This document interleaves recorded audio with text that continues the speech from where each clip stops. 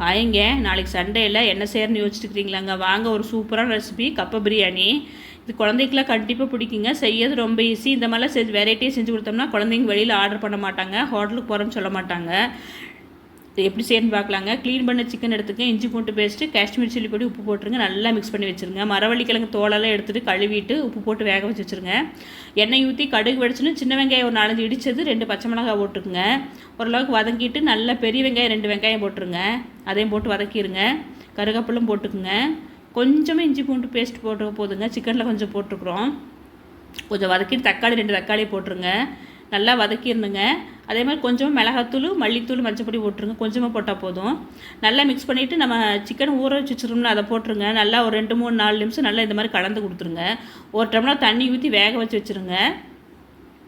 மரவள்ளிக்கிழங்கு நல்லா வெந்துருச்சு இல்லைங்க, தண்ணி வடிக்க வச்சு எடுத்து வச்சுருக்குறோம். சிக்கனும் ஓரளவுக்கு வெந்துருச்சு. மரவள்ளிக்கிழங்கு போட்டு நல்லா மிக்ஸ் பண்ணிடணுங்க. 2 நிமிஷம் நல்லா மிக்ஸ் பண்ணிவிட்டு ஒரு தட்டு வச்சு மூடி வச்சுருங்க. லாஸ்ட்டாக கொஞ்சம் மிளகாத்தூள் தூவிடணுங்க. வேணால் தேங்காய் எண்ணெயில் கொஞ்சம் கடுகு, தேங்காய், கருகாப்பில் தாளிச்சு கூட கொட்டலாம். நான் அந்த மாதிரி செய்லிங்க, இதே நல்லாயிருக்கும். அவ்வளோதாங்க, ஒரு சூப்பரான கப்ப பிரியாணி.